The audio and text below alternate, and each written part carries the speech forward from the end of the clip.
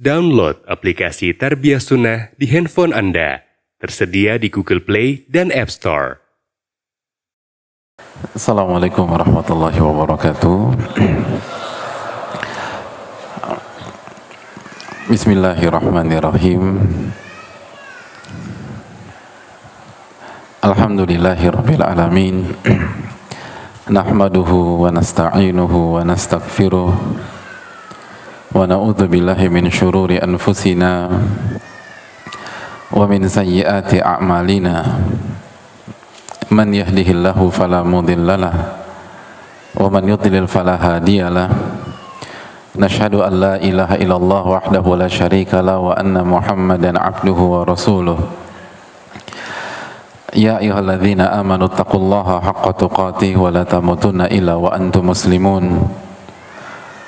Ya ayyuhan nasu taqu rabbakumul ladzi khalaqakum min nafsin wahidah wa khalaqa minha zawjaha wa batha minhuma rijalan katsiran wa nisaa'a wattaqullaha alladzi tasaaluna bihi wal arham innallaha kana 'alaikum raqiba. Ya ayyuhalladzina amanu taqullaha wa qulu qawlan sadida yuslih lakum a'malakum wa yaghfir lakum dhunubakum wa man yuti'illaha wa rasulahu faqad faza fawzan 'azima. Amma ba'du, hadirin yang Allah muliakan, bapak-bapak, ibu-ibu, teman-teman yang semoga semuanya dijaga dan diberkahi oleh Allah Subhanahu wa ta'ala. Tidak ada kata yang layak untuk kita ucapkan di awal pertemuan kita kecuali kata syukur, puji dan puja kita kepada Allah Tabaraka wa ta'ala atas nikmat yang Allah berikan kepada kita, khususnya nikmat hidayah, nikmat iman, nikmat Islam, nikmat bisa melangkahkan kaki ke salah satu rumah-rumah Allah Subhanahu wa ta'ala, nikmat ibadah. Itu nikmat yang terbesar di dalam kehidupan kita. Maka kita ucapkan alhamdulillahilladzi bi ni'matihi tatimmus shalihat. Segala puji bagi Allah yang hanya dengan pertolongan dan taufiknya amal soleh itu bisa dikerjakan dengan sempurna. Kita bisa melangkah bukan karena kecerdasan kita. Kita bisa duduk di sini bukan karena kesehatan dan fisik kita. Tapi kita bisa berada di sini karena Allah memberikan taufik, Allah memberikan pertolongan, dan Allah memberikan hidayah. Dan semoga kita menjadi hamba-hambanya yang bersyukur. Ya, bersyukur hadirin. Karena itu salah satu kunci sukses para ulama. Al-Imam Abu Hanifah, salah satu 4 imam madhab fikih yang terbesar, beliau pernah menyampaikan bahwa kunci keberhasilan beliau adalah beliau berusaha memperbanyak bersyukur dan bertahmid kepada Allah. Dan ini yang seringkali kita lupakan. Seringkali kita berpikir bahwa tugas kita ketika datang ke kajian hanya sebatas memahami. Memahami itu penting, tapi bukan hanya memahami. Di antara tugas besar kita adalah begitu kita selesai dalam sebuah kajian dan keluar, pertanyaannya adalah, bisakah saya bersyukur atas nikmat yang Allah berikan kepada saya beberapa saat yang lalu? Terlebih lagi nikmat ilmu adalah nikmat yang lebih mahal daripada harta dunia. Tentu saja bersyukurnya harus lebih besar daripada ketika kita mendapatkan uang. saat kita mendapatkan 10.000 rupiah dengan kita mendapatkan 100.000, kira-kira bersyukurnya sama apa tidak? Berbeda. Bersyukur atas 100.000 lebih besar daripada bersyukur ketika mendapatkan 10.000. Lalu bagaimana dengan nikmat ilmu? Ini yang harus menjadi dalam tanda kutip ganjalan dalam hati kita pada saat kita keluar dari sebuah majelis ilmu. Bisakah kita syukuri? Bisakah kita menjadi hamba yang bersyukur dan yang berhasil sedikit, jamaah? Yang berhasil bersyukur itu nggak banyak. Jadi kalau kita bisa simpulkan, yang mau belajar itu sedikit dari seluruh manusia. Dan dari yang sedikit itu, yang bersyukur lebih sedikit lagi. Dan itu yang Allah firmankan dalam surat Saba ayat 13. Wa qalilun min ibadiyasy syakur. Sedikit hambaku yang pandai bersyukur. Oleh karena itu hadirin sekalian, bersyukurlah. Dan kalau kita bisa bersyukur, la in syakartum la azidannakum. Kalau kalian bersyukur, aku akan tambah nikmat tersebut. Wala in kafartum inna azabi lasyadid. Dan kalau kalian kufur nikmat, tidak bersyukur, ketahuilah azabku sangat pedih. Jadi kalau kita belajar, ikut kajian, lalu kita lupa bersyukur, jangan salahkan siapapun kalau ilmu kita justru menjadi bumerang bagi kita dan hanya mengantarkan kita pada azab Allah Subhanahu wa taala. Na'udzubillah, tsumma na'udzubillah. Oleh karena itu semoga kita menjadi hamba-hambanya yang pandai bersyukur. Hadirin yang Allah muliakan, selanjutnya marilah kita meminta ilmu yang bermanfaat dan dijauhkan dari ilmu yang tidak bermanfaat. Allahumma inna nas'aluka ilman nafi'a wa na'udzubika min ilmin la yanfa'. Ya Allah, anugerahkanlah kami ilmu yang bermanfaat dan lindungilah kami dari ilmu yang tidak bermanfaat.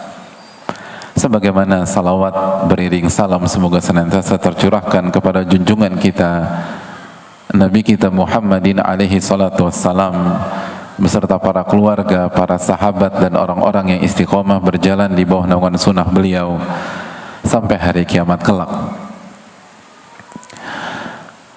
Hadirin yang semoga Allah muliakan,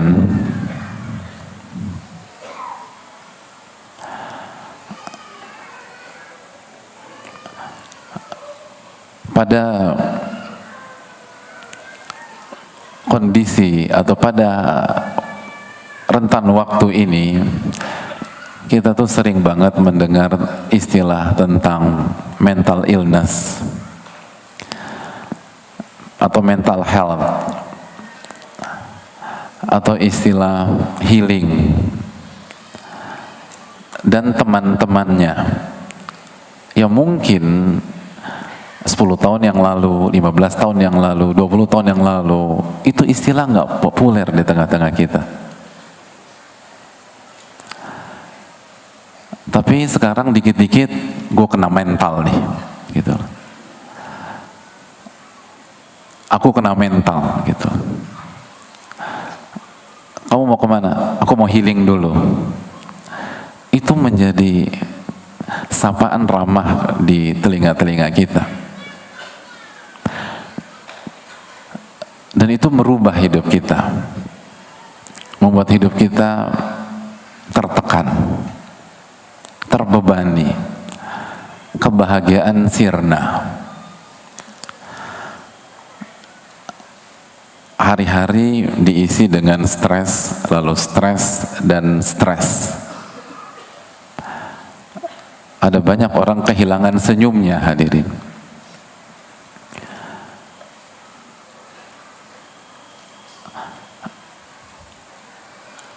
Kehilangan kebahagiaannya, kehilangan ketenangan.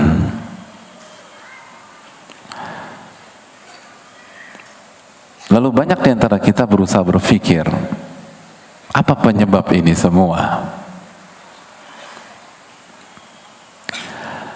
Lalu seringkali yang menjadi kesimpulan adalah karena kita sedang banyak masalah.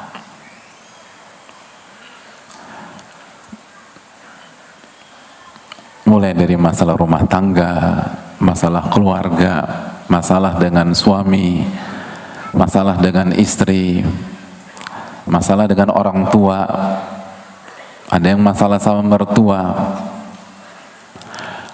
Mungkin rumah tangga nggak ada masalah, tapi kena masalah dalam bisnisnya atau dalam kerjaan.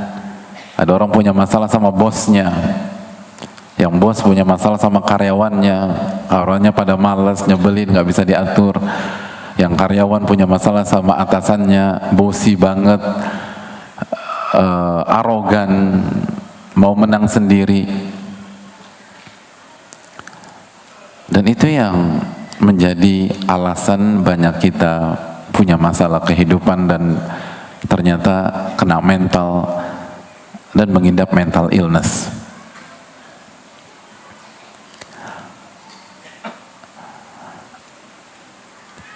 Kira-kira begitu tidak kesimpulan banyak orang, hadirin sekalian?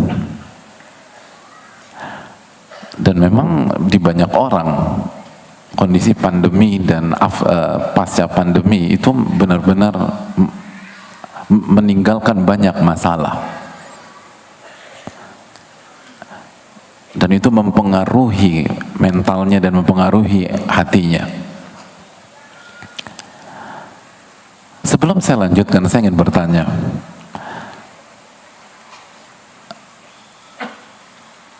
siapa di antara hadirin sekalian yang nggak punya masalah di sini? Angkat tangan. Yang nggak punya masalah. Yang masalah hidupnya dari lahir sampai hari ini cuman satu. Gitu. Angkat tangan. 2, 3, 10.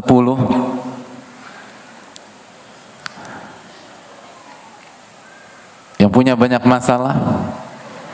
Oh, semuanya. Sedikit loh. Jadi yang lainnya maunya apa, hadirin?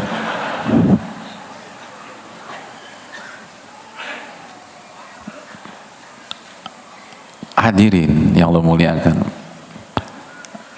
tanpa jamaah mengangkat tangan, saya sudah bisa menebak dan saya sudah simpulkan. Karena dari begitu saya datang tadi, saya langsung monitor dari sudut kanan tengah screening, dan saya mendapati wajah-wajah di depan sini, wajah-wajah banyak masalah semua. Benar. Dan tadi tuh serius banget hadirin. Sebelum saya bertanya kan nggak ada senyum di hadapan, kayak beban hidupnya berat gitu. Benar nggak hadirin sekalian? Ini muka-muka banyak masalah kan? Oke, yang baper siapa yang baper? Pintu keluarnya ada di sana, hadirin. Tambah nggak usah baper. Karena yang di hadapan hadirin sekalian ini pun muka banyak masalah. Kelihatan kan? Enggak. Ini muka banyak masalah. Karena yang membuat orang hancur bukan masalah, hadirin sekalian.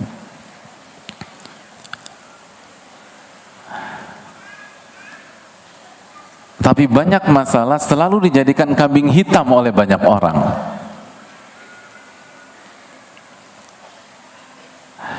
Jadi nggak usah minder punya muka banyak masalah, tenang aja.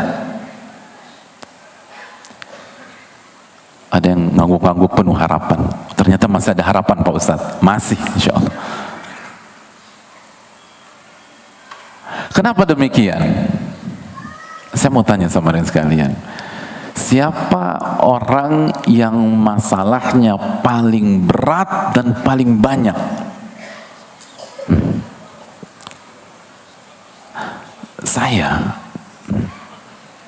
Saya jamin.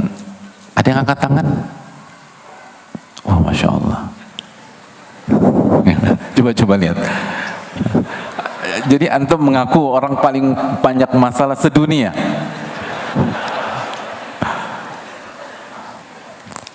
Hadirin, saya jamin tidak ada dalam masjid ini. Karena orang yang paling berat masalahnya dan orang yang paling banyak masalahnya adalah Nabi kita sallallahu alaihi wasallam bersabda, asyaddun nasi bala'an al-anbiya. Orang yang paling berat ujian dan masalahnya adalah para nabi. Para nabi. Thumma salihun, lalu orang-orang saleh.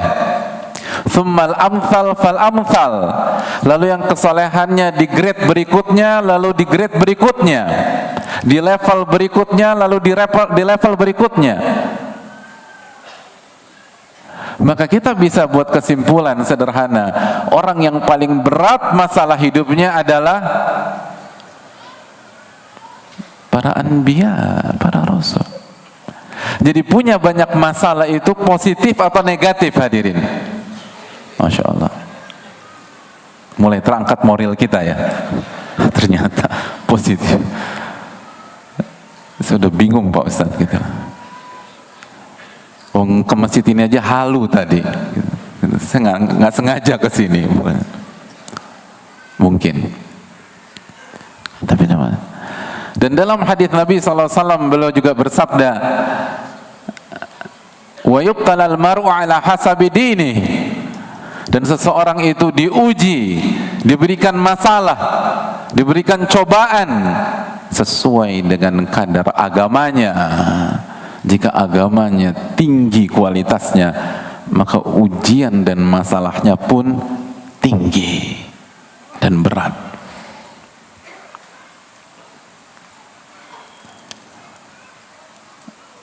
Dan Nabi kita SAW pun juga bersabda, Innallaha idza ahabba qauman ibtalahum.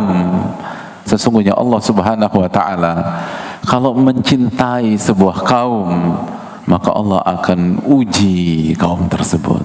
Allah akan kasih masalah untuk kaum itu. Hadirin yang Allah muliakan. Jadi sekali lagi, punya banyak masalah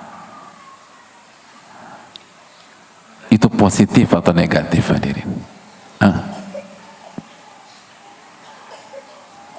Udah mulai bisa senyum sekarang ya. Awal-awal tadi nggak bisa senyum. Hadirin, positif. Punya banyak masalah artinya harapan atau kecemasan? Ini masih galau aja hadirin ini.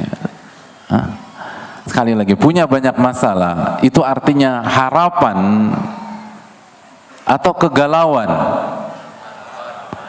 Kok nggak yakin, hadirin? Innallaha idza ahabba qauman ibtalahum. Allah itu kalau sayang kepada sebuah kaum, Allah akan uji dia. Berarti ketika kita Allah takdirkan punya banyak masalah, punya banyak ujian, itu artinya harapan atau kegalauan?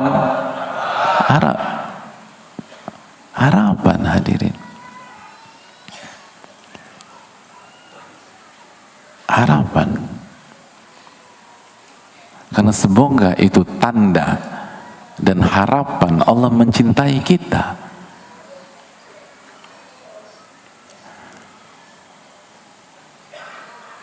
Dan masalah serta ujian tidak bisa dipisahkan dengan kehidupan.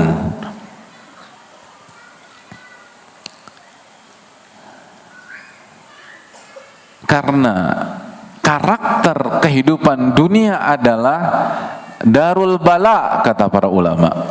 Dunia itu tempatnya cobaan, tempatnya masalah, dan tempatnya ujian.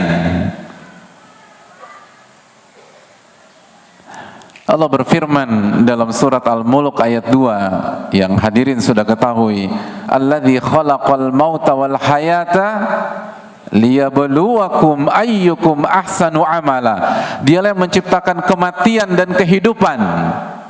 Untuk apa hadirin Allah menciptakan kematian dan kehidupan?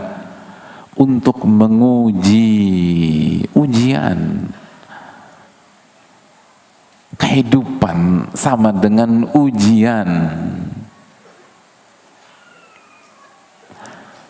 Kehidupan dan masalah adalah dua sisi mata uang yang tidak bisa dipisahkan. Sebagaimana istilah banyak orang. Dan itu yang dikatakan para ulama. Sebagian ulama klasik mengatakan apabila Anda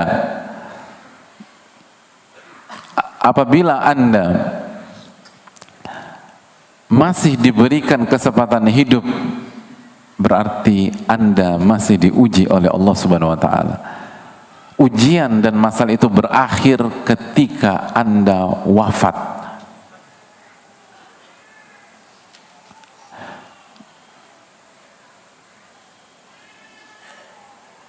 Makanya hadirin sekalian, kalau ada teman kita, doain kita.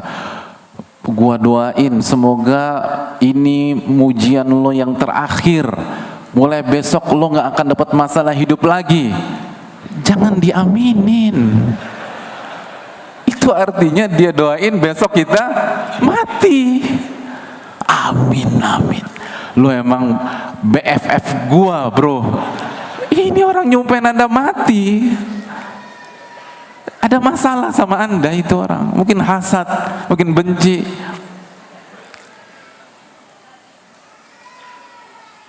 Karena ujian itu berakhir setelah ujian kehidupan dunia berakhir ketika kita wafat.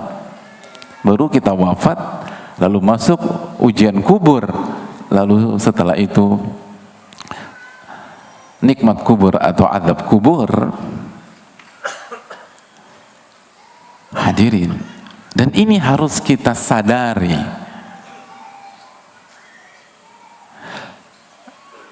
Karena kata para ulama,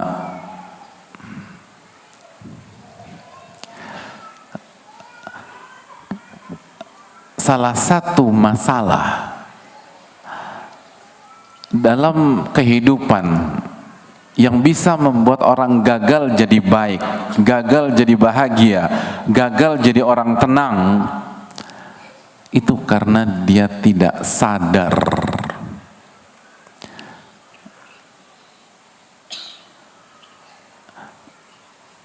Dalam Madarijus Salikin, Al-Imam Ibnu Qayyim rahimahullah mengatakan, dan para ulama mengatakan bahwa langkah pertama untuk berubah itu yaqadhah, sadar. Dan sadar dalam skup yang luas, cakupan yang luas, dan diantaranya kita harus sadar karakter kehidupan dunia yang sedang kita jalani, sehingga kita nggak shock.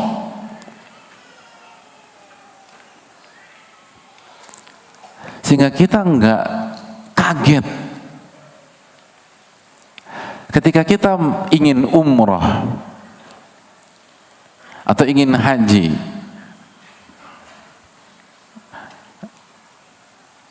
di musim panas misalnya, dan dari awal kita udah diwanti-wanti, ingat musim panas di sana itu bisa capai 50 derajat, bawa ini, bawa ini. Maka begitu sampai sana kita nggak akan shock insya Allah, walaupun kepanasan. Atau ingin umroh musim dingin, dikasih tahu juga hati-hati musim dingin, dingin banget. Itu bisa di bawah 10 derajat di Madinah khususnya. Maka persiapkan mantel, sweater, jaket dan lain sebagainya. Maka begitu kita masuk ke kota Nabi SAW, kita nggak akan shock. Kita harus sadar dulu apa yang akan kita hadapi. Kehidupannya seperti ini hadirin sekalian. Maka masalah bukan penyebab mental illness, bukan penyebab hambarnya kehidupan kita, bukan penyebab hancurnya rumah tangga kita. Masalah itu bukan penyebab perceraian dalam rumah tangga. Betul nggak hadirin? Kalau penyebab perceraian adalah banyaknya masalah rumah tangga, insya Allah satu masjid ini cerai semua. Loh, siapa yang nggak punya banyak masalah dalam pernikahan? Benar nggak nih hadirin? Yang bikin kita berantakan, yang bikin muka kita kusut, yang bikin kita jungkir balik, yang bikin kita semraut, yang bikin kita halu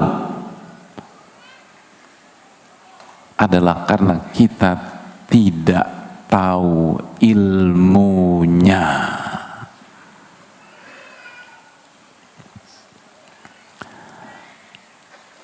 Karena kita tidak tahu ilmunya. Bukan karena berat atau ringannya masalah tersebut,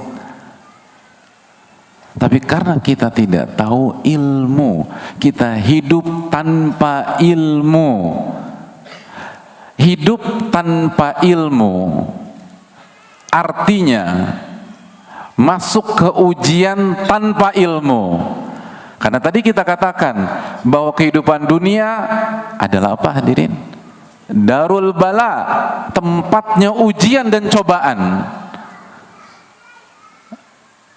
Jadi analogi sederhana, orang yang tidak mau belajar dalam kehidupannya, nggak mau datang ke kajian dalam kehidupannya, itu sama saja ikut ujian fisika, nggak belajar sama sekali. Gimana bisa sukses? Nggak mungkin berhasil. Kita akan gagal. Ujian akuntansi nggak pernah buka buku.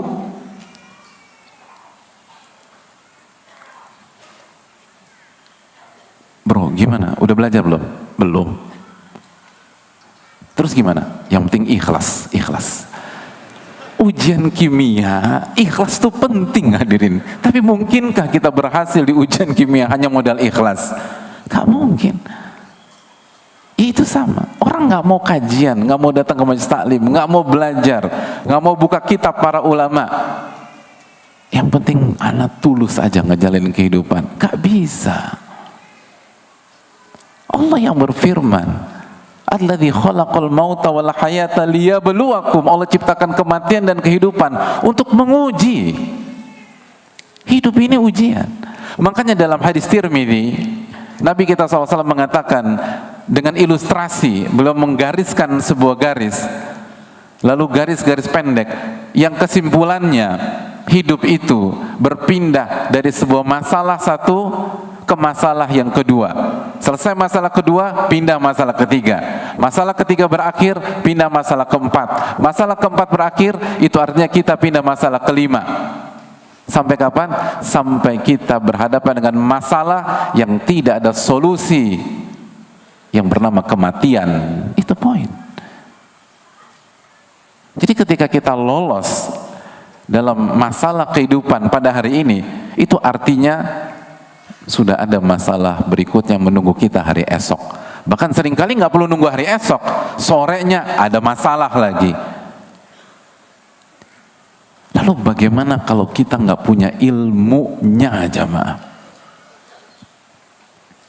Yang bikin kita berantakan bukan beratnya masalah, bukan beratnya ujian atau ringannya ujian.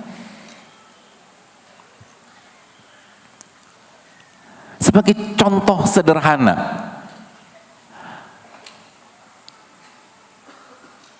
waktu kita sekolah dulu, SMA, mata pelajaran yang paling killer, mata pelajaran apa? Wih, tata boga. Luar biasa. Emang dari wajah-wajahnya wajah-wajah angka semua ini hadirin. Pelajaran paling, kalau pelajaran favorit apa? Pelajaran favorit? Olahraga.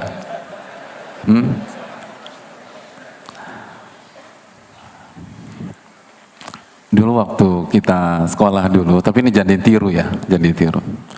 Itu pelajaran paling favorit kita, fisika. Kalau kosong.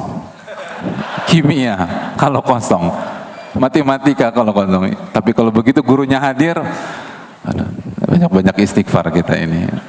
Bukan karena guru dan mata pelajarannya, tapi kitanya yang lalai dalam belajar. Yang killer apa sih? Fisika, kimia. Contoh sederhana, apabila kita akan ujian kimia, susah dan gurunya killer gitu. Tibalah hari ujian dan gurunya saking killernya itu kasih soal cuman satu gitu loh. Jadi udah dead or life udah. Kalau nggak 100, 0 udah ada gitu. Cuman satu. Dan ketika kita buka lembaran ujiannya, ternyata itu ujian paling sulit sedunia selama kita hidup di dunia yang fana ini. Gitu. Nggak ada ujian lebih susah dari itu. Namun ternyata yang diujikan adalah materi yang kita pelajari tadi malam sampai jam 2:30 malam, walaupun mulainya jam 2 gitu. Jadi pada isya tidur, kaget bangun jam 2, buka-buka buku fisik kimia, setengah jam ketiduran lagi, nggak sempat baca doa, lalu bangun subuh sholat subuh, baca zikir pagi, lalu berangkat sekolah, pas sekolah tawakal ala Allah, buka lembaran ujian, itu yang keluar. Itu yang keluar. Ini ujian susahnya minta ampun. Tapi sesuai yang kita pelajari tadi malam, walaupun cuma setengah jam. Saya ingin tanya, ada muka pucat tidak dari raut muka kita? Enggak. Keringat dingin? Enggak. Gimana ekspresinya? Nah, kita akan bertahmid selama ujian. Alhamdulillah bi ni'mati tatimmus shalihat. Alhamdulillah, alhamdulillah. Senyum merekah di saat menjalani ujian tersebut. Optimisme, harapan, semangat,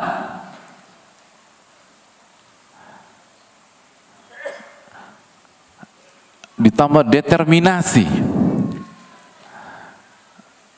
dan energik.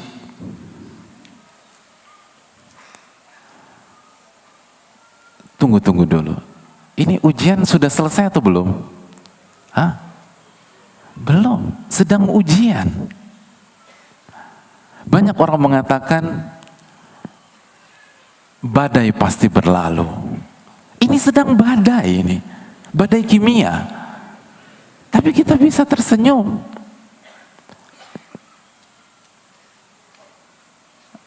Konsep mengatakan setelah kesulitan ada kemudahan.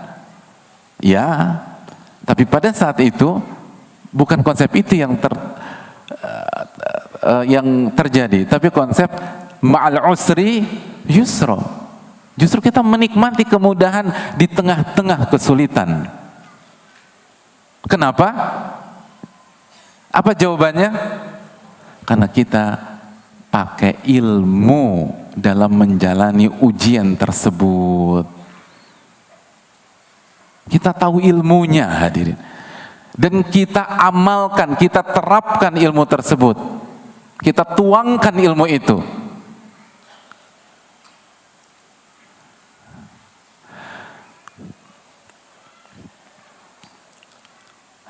Lalu di tengah-tengah ujian, kita sempatkan waktu untuk menengok ke sebelah kanan kita. Pucat. Dan kita semakin puas. Nggak bagus ini. Ini nggak bagus. Oke, itu sebelah kiri kita lihat. Keringat dingin. punggung udah basah, semakin kita bahagia. Dan ini jangan ditiru. Hadirin, padahal yang sebelah kanan kita, sebelah kiri kita, ujiannya sama apa enggak? Apakah karena dia ujian mata pelajaran lain? Apakah karena sebelah kiri kita ujian mata pelajaran lain? Sama. Soalnya sama apa tidak? Sama, sama-sama susah. Kalau parameter kegalauan, hancurnya mental kita dan dropnya kita itu beratnya ujian, harusnya semuanya drop, semuanya pucat, semuanya keringat dingin. Tapi kenapa satu pucat, satu keringat dingin, satu bahagia? Karena ilmunya beda. Ilmunya beda. Selama ini kita fokus ke masalah, kita lupa ilmu tersebut. Ini poin, hadirin sekalian.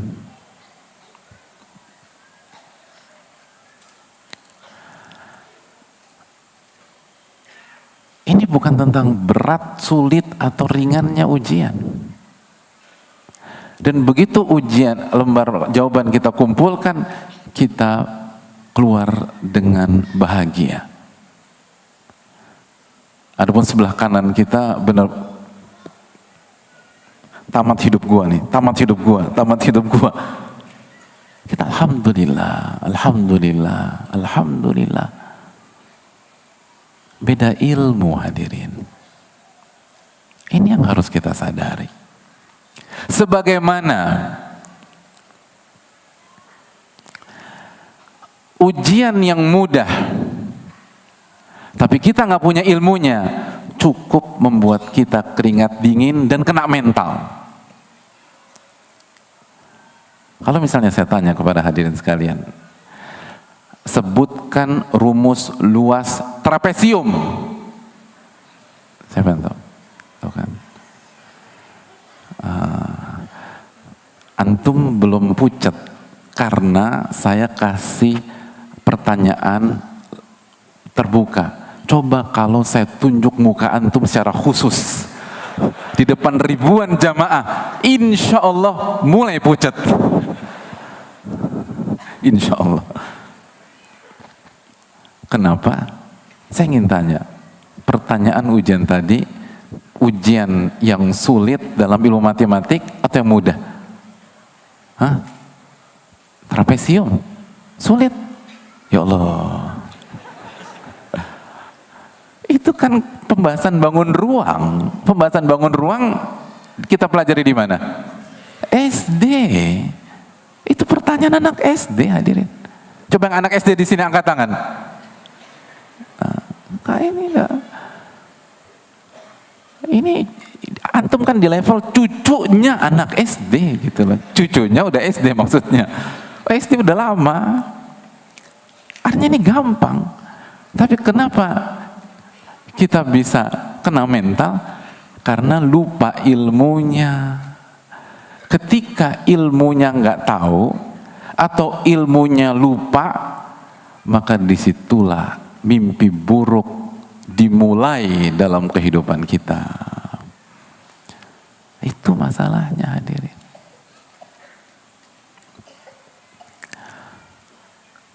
Jadi ini bukan tentang masalah, ini bukan tentang ujian, ini tentang ilmu.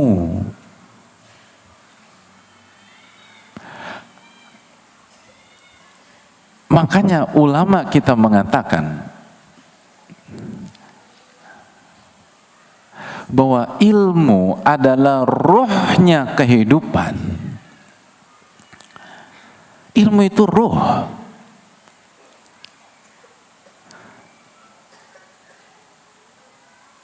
Di antara ulama menjelaskan hal tersebut adalah Syekhul Islam. Dalam Majmu' Fatwa beliau mengatakan warisalatu ruh, risalah, kenabian, apa yang dibawa oleh Rasulullah sallallahu alaihi wasallam, sunnah Nabi sallallahu alaihi wasallam, ilmu itu sendiri adalah ruhnya alam semesta, ruh. Wa nuruhu wa hayatuh. Itu cahayanya kehidupan. Dan kehidupan itu sendiri. Oleh karena itu hadirin yang Allah muliakan, ketika Allah Subhanahu wa taala berbicara tentang Al-Qur'an, berfirman tentang Al-Qur'an dalam sebuah ayat dalam surat Asy-Syura ayat 52, kata apa yang Allah gunakan? Wa kadzalika auhayna ilaika ruhan min amrina. Dan begitulah kami wahyukan kepada engkau ruh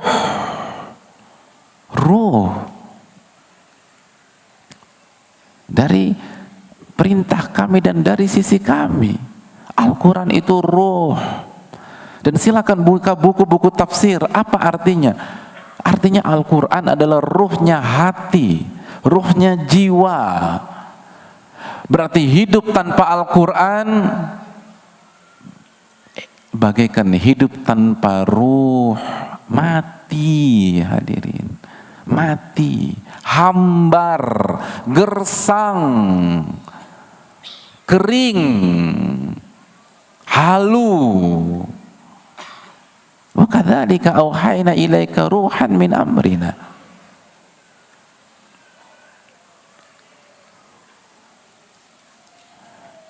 Makanya dulu para sahabat Nabi SAW mempertaruhkan Al-Quranul Karim dengan darah. Lihat bagaimana Bilal bin Rabah, lihat bagaimana Sumayyah, lihat bagaimana Yasir, lihat bagaimana Ammar, lihat bagaimana Mus'ab bin Umair. Mus'ab bin Umair sebelum masuk Islam,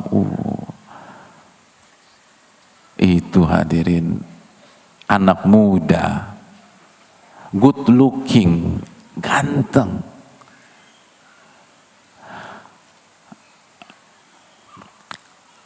Dulu waktu jalan itu bahasa sekarang perfect, harum gitu.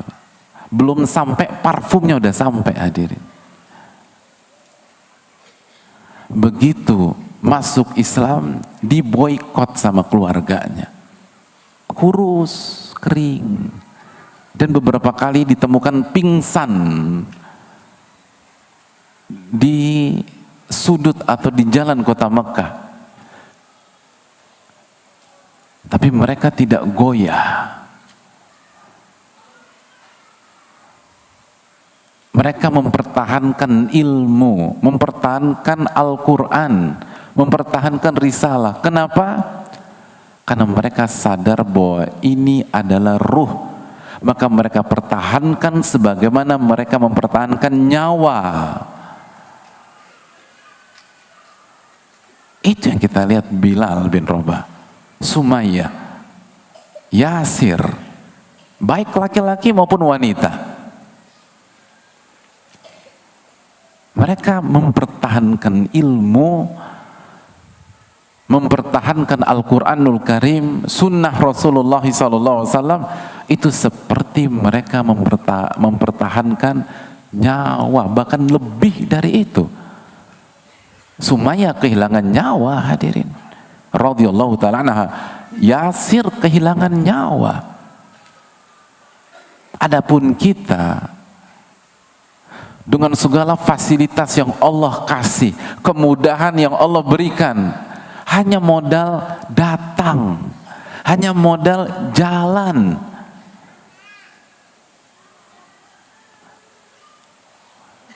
Kesempatan dibuka, didukung.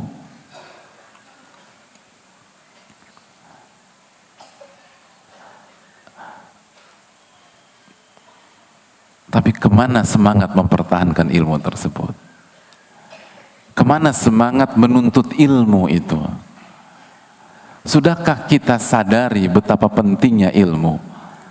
Lagi-lagi, ini masalah kesadaran. Banyak kita nggak sadar bahwa ilmu itu sepowerful itu. Ilmu itu kehidupan di dunia maupun di akhirat. Makanya warisalatu ruh, Wa kadzalika auhayna ilaika ruhan min amrina. Dan begitulah kami wahyukan kepada engkau ruh.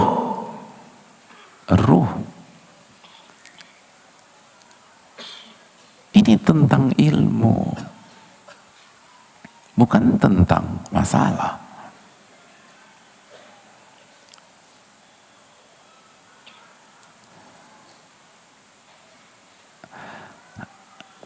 Hadirin yang Allah muliakan,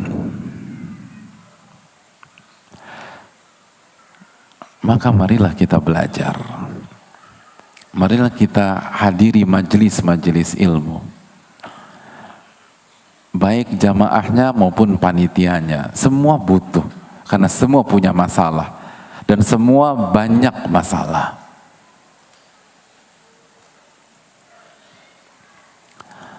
Lalu timbul pertanyaan, hadirin sekalian, sebagian kita bertanya-tanya dalam dirinya,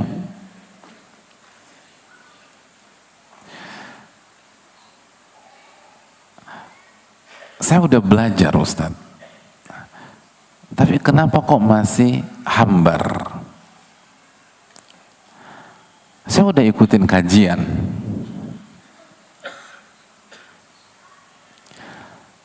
tapi kenapa masih sering galau, masih sering kena mental, masih sering terpuruk?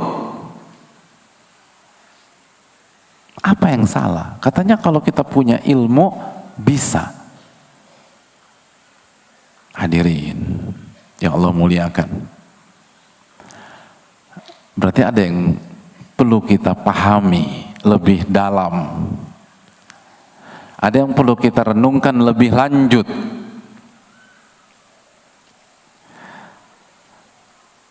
Saya akan bacakan keterangan salah satu para ulama biar kita langsung mendengar dari ahlinya. Disampaikan oleh salah satu ulama yang bernama Syekh Shalih Al-Utsaimin hafizahullahu taala. Beliau menyampaikan, walaisal muradu bil ilmi alladhi yuhjabu anha idrakal masail, alladhi yuhjabu anha idrakul masail,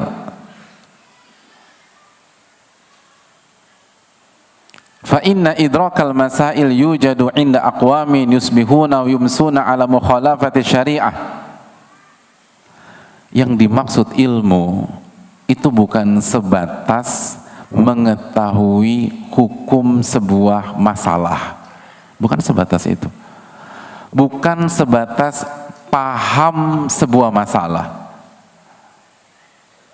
Yang dimaksud ilmu, walaisal muradu bil ilmi alladhi yuhjabu anha idrakul masail. Jadi walaisal muradu bil ilmi alladhi yuhjabu anha idrakal masail. Yang dimaksud ilmu itu bukan sebatas mengetahui hukum-hukum berbagai masalah,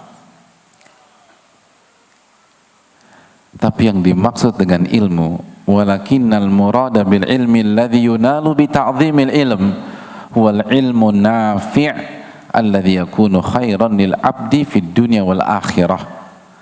Namun yang dimaksud dengan ilmu yang bisa membuat kita bahagia, yang membuat kita bisa tenang adalah ilmu nafi', ilmu yang bermanfaat, bukan ilmu yang sebatas maklumat, tapi ilmu yang bermanfaat, yang merupakan kebaikan di dunia dan di akhirat untuk seorang hamba. Dan ilmu yang bermanfaat tidak bisa didapatkan kecuali dengan satu cara, kata para ulama. Kata para ulama, yunalu bi ta'dhimil ilm, didapatkan dengan memuliakan ilmu, memuliakan ilmu, bukan sebatas belajar dan datang ke kajian. Belajar dan datang ke kajian salah satu bagian dalam memuliakan, tapi bukan memuliakan secara utuh.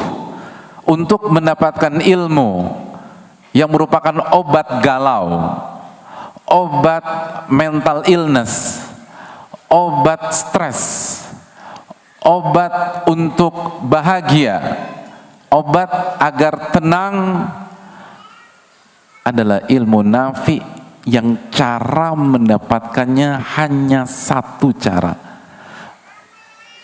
yaitu ta'zim, memuliakan ilmu dengan segala perincian dan kaedah-kaedahnya.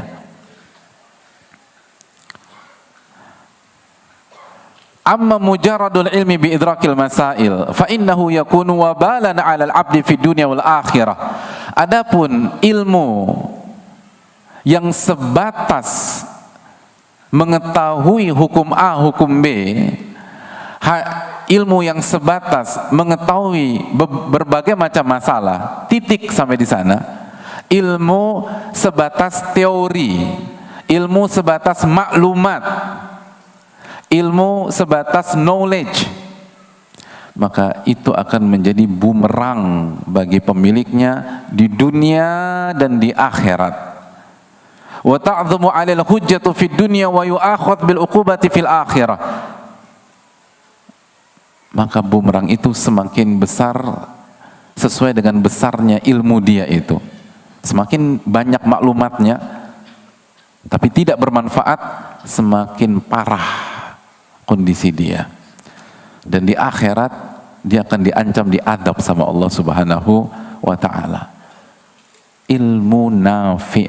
Makanya yang Nabi kita SAW minta setiap pagi apa hadirin? Allahumma inni as'aluka ilman nafi'an wa rizqan thayyiban wa amalan mutaqabbala. Ya Allah, berikanlah aku ilmu nafi, ilmu yang bermanfaat. Maksudnya apa sih Ustaz? Ilmu yang bisa kita manfaatkan dalam setiap episode kehidupan kita. Ilmu yang bisa kita gunakan dalam setiap ujian dan masalah-masalah kita. Itu ilmu.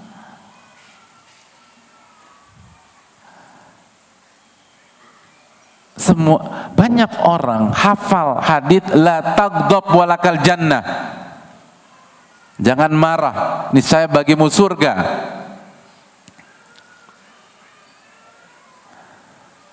Tapi apakah setiap orang yang hafal dan tahu hadis tersebut bisa mengamalkan? Gitu. Khususnya ketika istri ngejawab omongan kita, anak ngerusakin kesayangan kita, gitu. Bisa nggak ngamalin la taghdab walakal jannah? Jangan marah bagimu surga. Hampir setiap kita itu sudah tahu tentang sunnahnya mengucapkan salam kalau bertemu sesama muslim. Tapi berapa persen mengamalkan itu? Banyak di antara kita sudah paham tabassumuka fi wajhi akhika shadaqah. Senyummu di hadapan wajah saudaramu itu sedekah. Tapi berapa banyak yang senyum ketika jalan ke masjid lalu ketemu dengan tetangga-tetangga komplek atau tetangga-tetangga rumahnya. Hampir semua kita tahu bahwa ghibah itu haram, dosa besar seperti makan bangkai. Tapi bisakah kita jaga lisan kita? Itu yang menentukan ilmu maklumat dan ilmu nafi. Dan cara mendapatkan ilmu nafi hanya dengan memuliakan, hadirin. Kalau nggak memuliakan nggak akan bisa, nggak bisa. Ini ilmu nafi tidak akan bisa didapatkan hanya mengandalkan kejeniusan. Abu Jahal kurang jenius apa hadirin? Gak bisa. Ilmu ini gak bisa digunakan hanya mengandalkan harta, gak bisa. Hanya mengandalkan status, misal dekat dengan ustadz atau dekat dengan ini, gak bisa. Satu-satunya cara, Anda harus muliakan ilmu. Dan arti memuliakan ilmu, memuliakan Al-Quran dan Sunnah Nabi kita SAW, memuliakan Allah Tabaraka wa Ta'ala, memuliakan Rasulullah SAW, lalu setelah itu memuliakan guru-guru kita, lalu memuliakan kaum muslimin secara umum. Karena secara umum seorang muslim punya ilmu dalam dirinya, terlepas berapa kadarnya, kita harus muliakan. Kalau nggak akan bisa. Dan itu panjang dibahas oleh para ulama. Makanya disitulah mengapa, hadirin Allah muliakan, para ulama sangat memperhatikan A sampai Z, segala urusan yang berkaitan dengan ilmu dan kajian. Kita tahu bersama bahwa para ulama dulu itu kalau mau kajian, mau menyampaikan ilmu, mandi, pakai baju yang bagus. Para ulama pakai parfum. Imam Malik ketika kedatangan tamu di rumahnya, beliau akan tanya, rahimahullah, kita mau bicara masalah umum atau bicara hadis Nabi SAW? Oh, bicara hadis, tunggu sebentar. Masuk, mandi, tampil oke, keluar lagi, bicara tentang hadis Nabi SAW. Tapi kalau bicara masalah umum, langsung. Kenapa hadirin? Memuliakan. Bukan hanya sekedar membahas. Bedakan antara memuliakan dan sebatas membahas. Memuliakan itu membahas plus.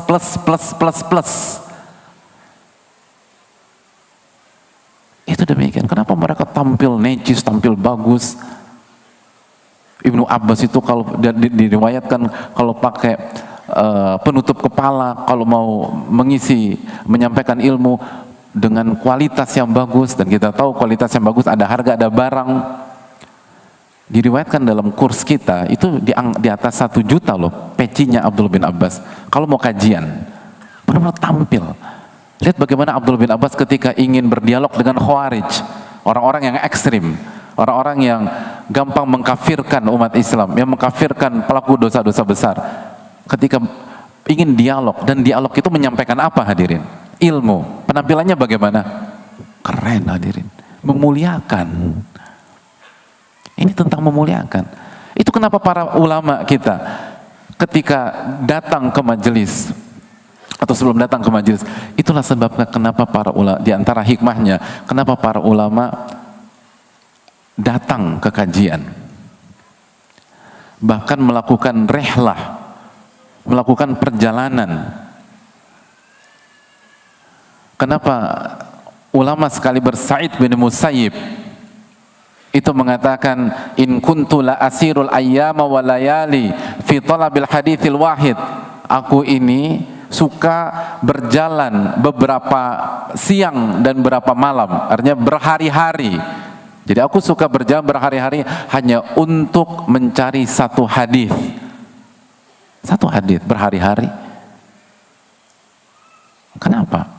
Padahal beliau adalah ulamanya kota Madinah. Kenapa sampai harus pergi? Memuliakan. Memuliakan. Kita kalau memuliakan orang, orang itu datang ke kita atau kita datang ke dia? Hadirin. Kalau lebaran tuh, biasa kita ngumpul di rumah siapa? Kita anak paling bungsu, tapi kita orang paling kaya, paling sukses di keluarga besar kita. Kita lebih kaya dari orang tua kita lebih kaya dari kakak pertama kita, kakak kedua kita, kakak ketiga kita, kakak keempat kita, sampai kakak ke-17 kita. Kita anak 18 misalnya. Ketika lebaran, ngumpulnya di rumah siapa? Rumah kita? Enggak, rumah orang tua, walaupun gubuk. Dan nggak mau direnovasi. Kan orang tua kan unik gitu ya. Ditawarin renovasi, enggak. Mau kayak begini aja kata orang tua kita. Tetap ngumpul di sana. Oke, orang tua kita wafat, pada ngumpul di rumah kita atau kita yang jalan? Ngumpul di mana? Kakak pertama. Kakak pertama kita meninggal, ngumpul di rumah kita. Hadirin, ini orang Indonesia bukan sih? Ini kultur Indonesia kan? Kakak pertama kita meninggal, ngumpul di mana? Kakak kedua. Kita yang jalan, bukan kita yang didatangi. Kenapa? Memuliakan. Kalau kita nggak mau lebaranan ke rumah orang tua kita dengan dalih rumah kita paling besar, paling proper, paling representatif, paling nyaman untuk ngumpul, kita akan divonis apa sama semua keluarga? Anak berbakti? Donatur? Pemberi fasilitas? Sponsor? Hadirin, tolong bantu saya. Ini masalah benar-benar berat ya. Sampai sulit menjawab pertanyaan seperti ini. Kita nggak mau datang ke rumah orang tua. Kita minta semuanya ke rumah saya. Karena rumah saya paling enak, paling nyaman. Rumah orang tua panas, kecil. Rumah saya mau jungkir balik, mau salto, mau roll ke depan, roll ke belakang, bebas. Kita yang suruh mereka datang, bukan kita datang. Kita akan divonis apa hadirin? Durhaka. Karena nggak memuliakan. Padahal kita sediakan seluruh menu yang paling enak. Bandung menu paling enak apa kalau lebaran? Ya Allah, benar-benar halu antum ya. Sampai pertanyaan ini susah dijawab. Tenang, jangan emosi, ada banyak istighfar. Lalu apa?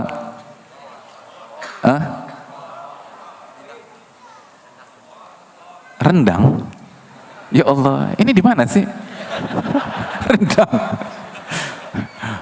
Kayaknya saya yang halu hadirin. Ini Padang ya? Atau Bukit Tinggi? Suasananya sejuk kayak Bukit Tinggi saya ini. Kita sediakan semua makanan terenak dan chef yang paling jago masak masakan Jawa Barat kita hadirkan. Kita pasang red carpet buat orang tua, tapi kita nggak mendatangi. Apakah orang akan anggap kita? Enggak. Simpel aja, Anda harus datang. Kecuali ada uzur, kecuali ada kendala. Makanya Imam Malik mengatakan, al ilmu yu'ta wa la ya'ti. Ilmu itu didatangi, bukan mendatangi. Kecuali kalau kita ingin mendakwakan orang yang belum ngerti, orang yang awam, betul. Sebagaimana Nabi SAW itu mendatangi orang-orang Quraisy di kota Mekah. Tapi kalau kita ingin mengupgrade diri kita, ingin menjadi penuntut ilmu, ingin merubah ilmu itu menjadi ilmu yang sangat bermanfaat, datang ke kajian hadirin. Datangi kajian ustadz-ustadz kita. Ustadz-ustadz kita di Bandung banyak, datangi mereka.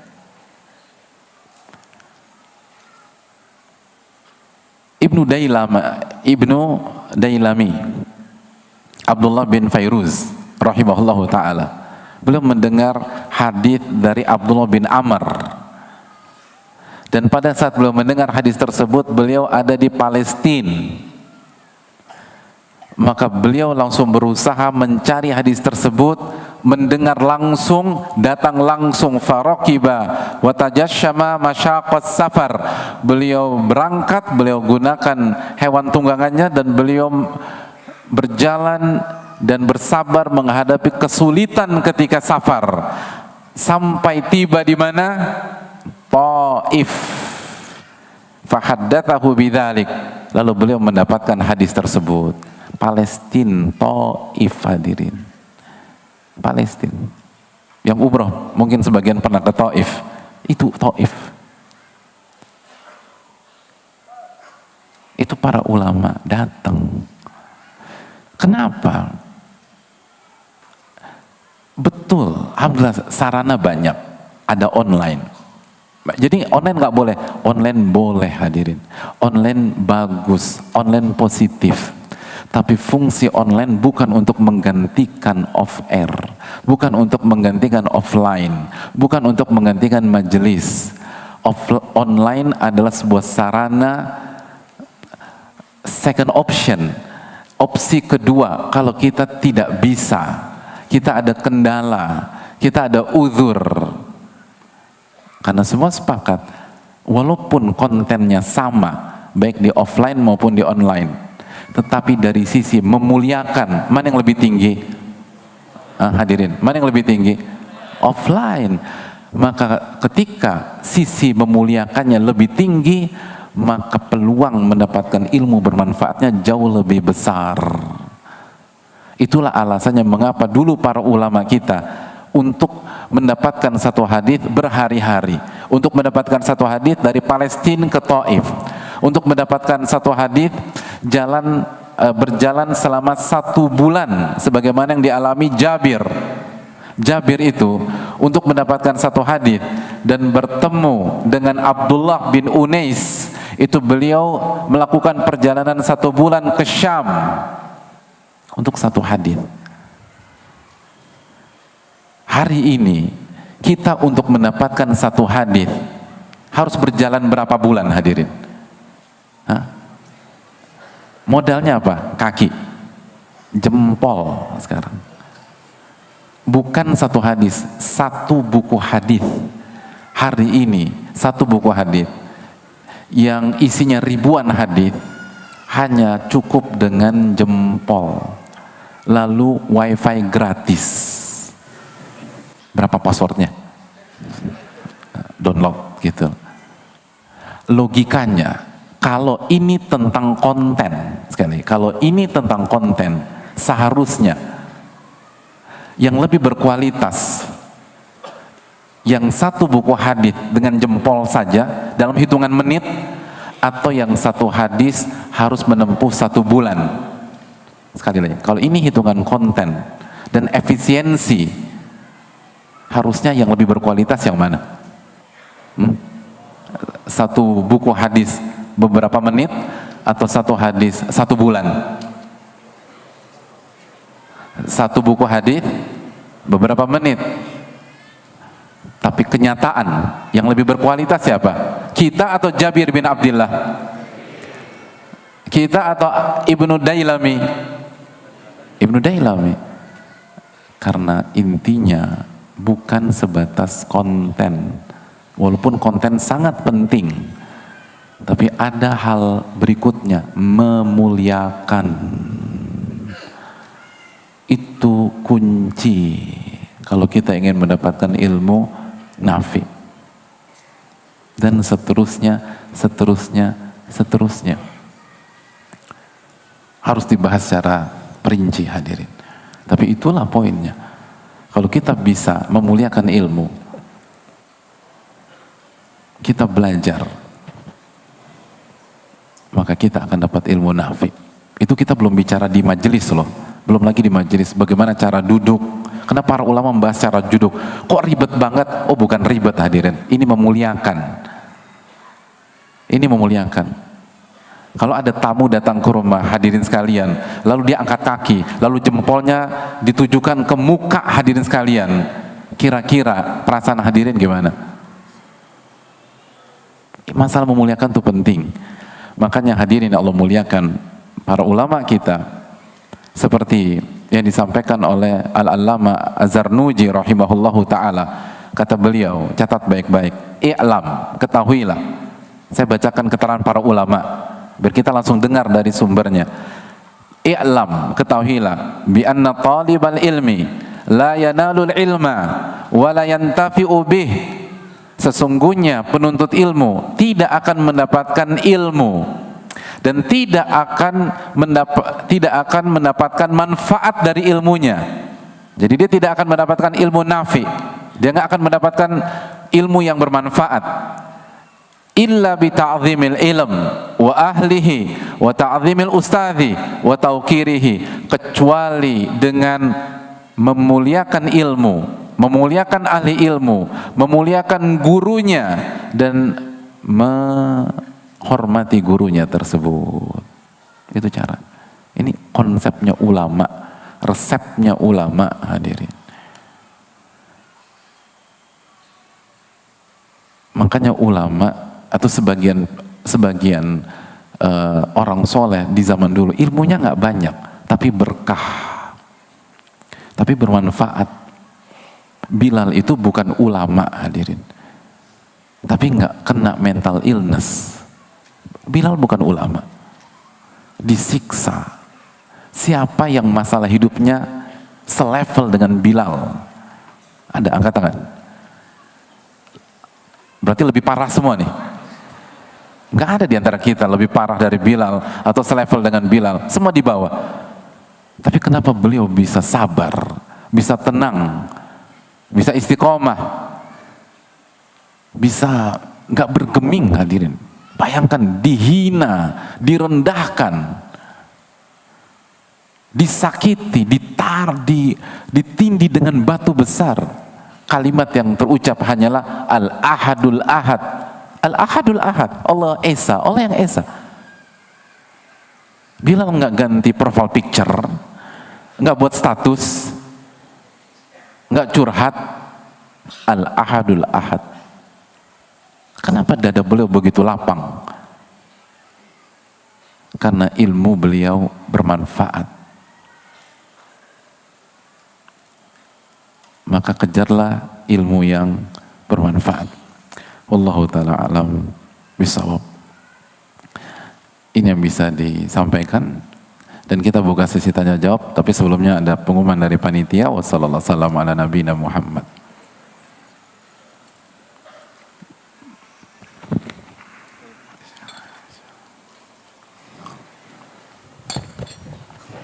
Baik, kami umumkan kepada pemilik kendaraan Honda HR-V D1061AJU serta Suzuki R3 B2671 SYX. Sekali lagi, Honda HR-V D1061AJU dan Suzuki R3 B2671 SYX mohon segera dipindahkan dikarenakan mengganggu proses petugas damkar mau ada evakuasi di jalan. Jadi mohon segera dialihkan. Terima kasih.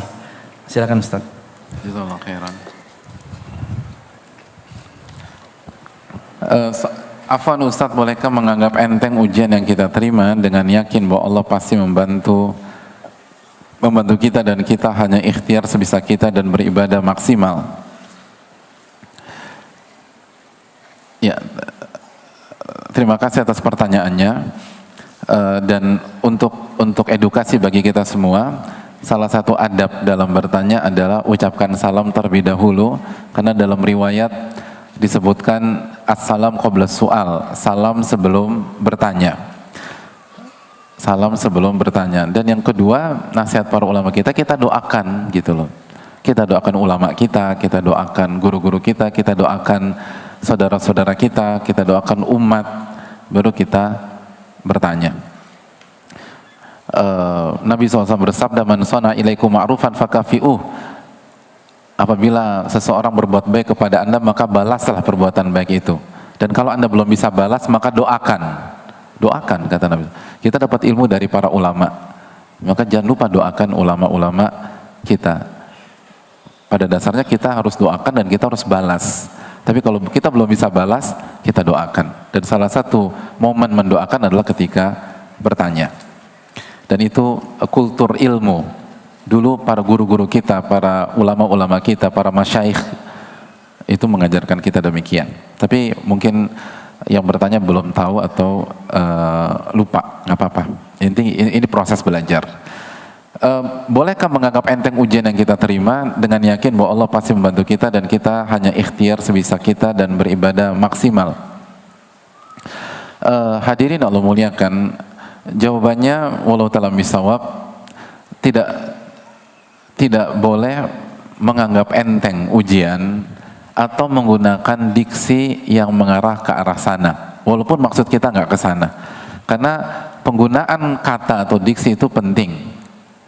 Penggunaan kata atau diksi itu penting. Dalam hadis yang sahih, Nabi SAW tuh melarang kita menggunakan kata khobath gitu loh. Jangan ucapkan kata khobath. Lalu beliau memberikan solusi ke kata yang sama tapi lebih halus gitu loh. Artinya seorang mukmin itu harus belajar memilih diksi dan kata-kata. Jadi jangan menganggap enteng ujian dan jangan menggunakan kalimat yang mengarah pada menganggap enteng ujian padahal kita nggak ada maksud ke sana. Karena hadirin Allah muliakan, kalau kalau Allah nggak tolong kita, dan saya rasa maksud penanya bagus ya, makanya beliau mengatakan karena yakin bahwa Allah pasti membantu kita dan kita hanya berikhtiar sebisa kita dan beribadah maksimal. Walaupun kita demikian, tetap saja jangan anggap enteng. Bahkan kan sunnah Nabi SAW, apa kata Nabi SAW? As-sa'idu laman junnibal fitan. Orang yang bahagia adalah orang yang dijauhkan dari fitnah. Jadi fitnah dan ujian itu dihindari sebisa mungkin. Tapi bukan lari dari masalah ya. Sebisa mungkin ditunda. Makanya salah satu hikmah adanya Sulhul Hudaybiyah. Sulhul Hudaybiyah itu Nabi SAW genjatan senjata sama siapa? Sama orang musyrik Quraisy. Selama berapa lama? 10 tahun kan? Itu salah satu hikmahnya kata Allah. Jadi kalau masih bisa ditunda 10 tahun, kenapa hari ini berhadapan? Gitu. Kalau masih bisa ditunda 10 tahun, kenapa hari ini berhadapan? Itu jadi masalah ujian itu selama masih bisa dihindari. Selama bisa milih yang lebih mudah, jangan milih yang sulit. Kecuali ada keutamaan dan ada ibadah. Tapi kalau ini ujian, ini masalah dan seterusnya. Lalu kita berikhtiar dan kita minta bantuan dari Allah Subhanahu wa taala, lalu kita jalankan. Sebagaimana sabda Nabi SAW, ihris ala ma yanfa'uk wasta'in bila wala ta'jiz. Bersungguh-sungguhlah dalam mengejar yang bermanfaat bagi Anda dan minta pertolongan kepada Allah dan jangan lemah, kata Nabi SAW.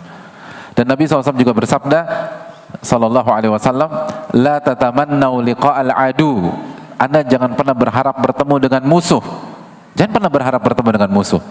Jangan sok-sok, ayo mana sini orang ini saya tantang, mana orang munafik berhadapan dengan saya. La tatamannau liqa'al adu. Jangan pernah berharap bertemu dengan musuh.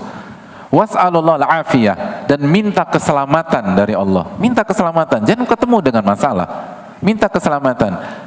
Lalu Nabi SAW melanjutkan, wa idza laqitumuhum fasbiru. Tapi kalau Allah takdirkan bertemu dengan musuh, bertemu dengan ujian, bertemu dengan masalah, sabarlah, kata Nabi kita sallallahu alaihi wasallam. Mungkin itu.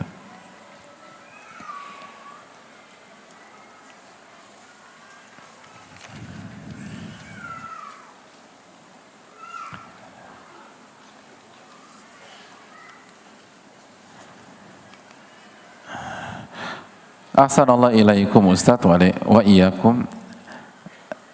Afwan Ustadz, bagaimana cara menyikapi kesalahan istri dan supaya kita tidak tersulut emosi, terlebih ketika istri tidak mau menerima nasihat kita? Ya, terima kasih atas pertanyaannya. Hadirin Allah muliakan, yang pertama masalah pernikahan adalah masalah ta'awun syar'i, kata sebagian para ulama. Jadi salah satu pondasi pernikahan dan rumah tangga adalah firman Allah dalam surat Al-Maidah, wa ta'awanu 'alal birri wa taqwa wa la ta'awanu 'alal itsmi wal udwan. Kita saling tolong menolong dalam kebaikan dan ketakwaan, dan kita tidak saling tolong menolong di atas dosa dan permusuhan. Jadi spirit yang harus dibangun adalah kita saling tolong menolong untuk jadi orang yang bertakwa, karena kita nggak bisa bertakwa sendirian misalnya, maka kita butuh pendamping, kita butuh istri dan istri butuh suami. Jadi ketika istri melakukan kesalahan, kita harus tolong, hadirin sekalian. Bukan ngamuk, tolong.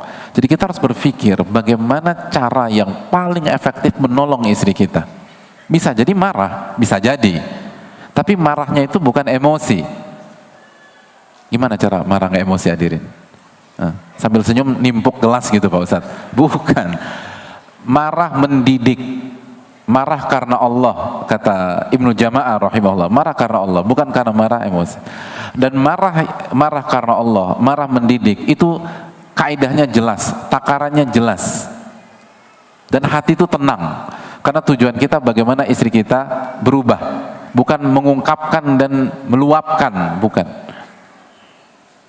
Jadi ketika kita sepakat bahwa saya harus tolong istri saya karena istri saya melakukan sebuah kesalahan, maka kita akan berpikir cara yang paling efektif bagaimana menyelamatkan dia. Begitu juga dengan istri.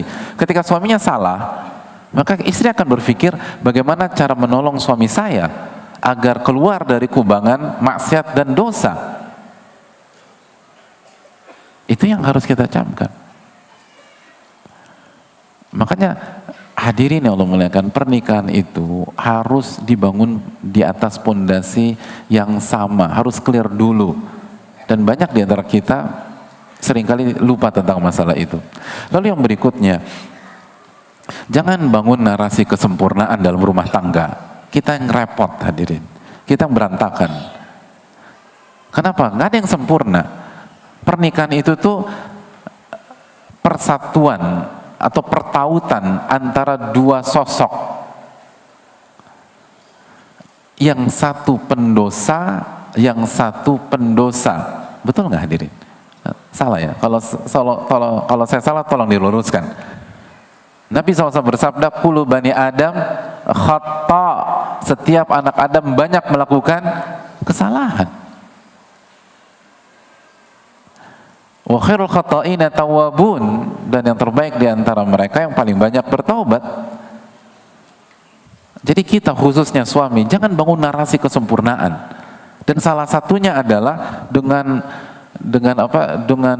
mengaudit ketat dan setiap kesalahan istri, lalu memarahi setiap kesalahan istri. Gak akan bertahan hadirin, gak akan bertahan. Bukan begitu cara berumah tangga. Rumah tangga tentang bagaimana konsep berjuang, konsep bertauhid, konsep saling ta'awun, konsep saling bersama-sama, konsep saling mengejar keutamaan. Itu keluarga, dan saling sadar bahwa pada saat istri saya salah, maka besok saya yang salah, dan begitu seterusnya. Lalu bagaimana kita bertobat kepada Allah Tabaraka wa Ta'ala? Lihat bagaimana Nabi SAW ketika istri beliau melakukan kesalahan. Apa kata Allah tentang Nabi SAW? Arrafa ba'dahu wa a'rada an ba'd. Nabi SAW hanya membahas sebagian masalah dan mengubur sebagian masalah yang lain. Gak semua masalah dibahas. Itu hal yang perlu kita camkan bersama-sama. Dan yang terakhir untuk pertanyaan ini, kita jangan punya mental hobi mencari kambing yang warnanya hitam hadirin. Apalagi Idul Adha masih jauh, susah hadirin, kecuali kita peternak. Dan peternak pun jangan gunakan konsepnya itu di sini, nggak akan berhasil. Kalau mental kita cuma cari kambing hitam, menyalahkan orang, buat apa kita ngaji? Tanpa belajar agama pun bisa kita lakukan. Kita kan ngaji untuk ada perubahan, kan begitu. Kalau mental kita hanya nyalakan istri, atau istri nyalakan suami, nyalakan suami, itu orang yang nggak ngaji pun jago. Itu skill dimiliki oleh banyak orang tanpa harus datang ke kajian, tanpa harus mendekat dengan Allah, tanpa harus bersama Al-Quran dan Sunnah Nabi SAW.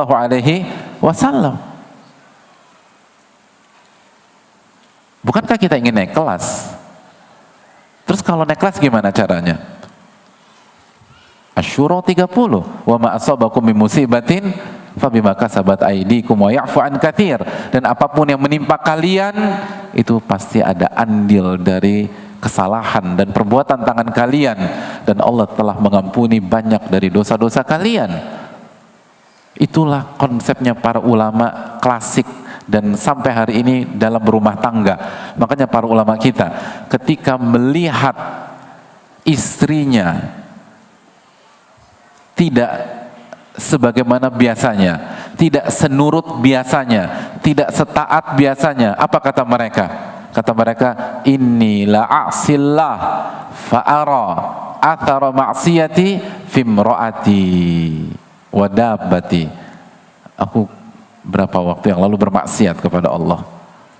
Aku bermaksiat kepada Allah. Lalu aku melihat dampak maksiatku ada pada perangai istriku dan hewan tungganganku. Itu baru evaluasi ke dalam. Nyalain orang gampang hadirin. Bola di tangan kita. Kita mau nggak naik kelas atau kita ingin naik kelas. Kalau ingin jadi orang-orang beriman, berhenti menyalahkan orang. Pasti ada andil dari dosa kita.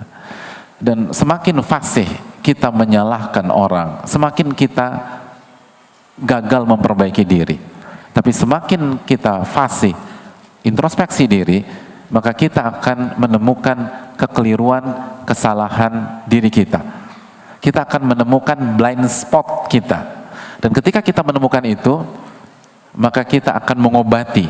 Dan ketika kita mengobati blind spot kita, kita akan jadi pribadi yang jauh lebih bertakwa ke depan. Menguntungkan. Makanya lihat Nabi Nuh, lihat Nabi Lut alaihi wassalatu wassalam. Ujian dari sisi istri mereka berdua tidak membuat kualitas mereka menurun, bahkan melejit. Para nabi. Dan berat loh, diuji dari isi itu berat. Diuji dari sisi istri itu salah satu ujian yang paling berat. Tapi beliau bisa dengan taufik Allah Subhanahu wa taala.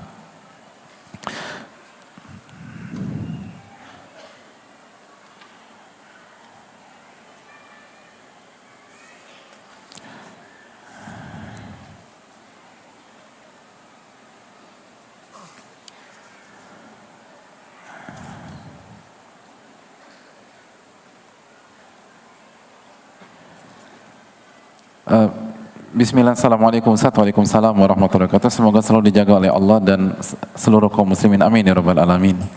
Semoga Allah memberikan keberkahan buat kita semua, panitia, jamaah dan DKM Masjid Pusdai ini dan seluruh pihak yang ada di balik masjid ini.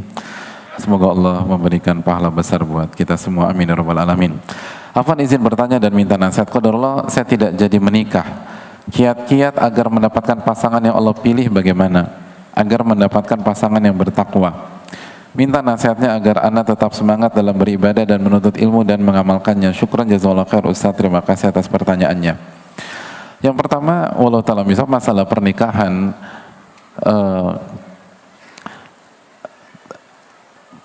perbaiki diri kita hadirin. Perbaiki diri kita. Karena kita berinteraksi dengan Rabb yang ahkamul hakimin, yang maha bijak,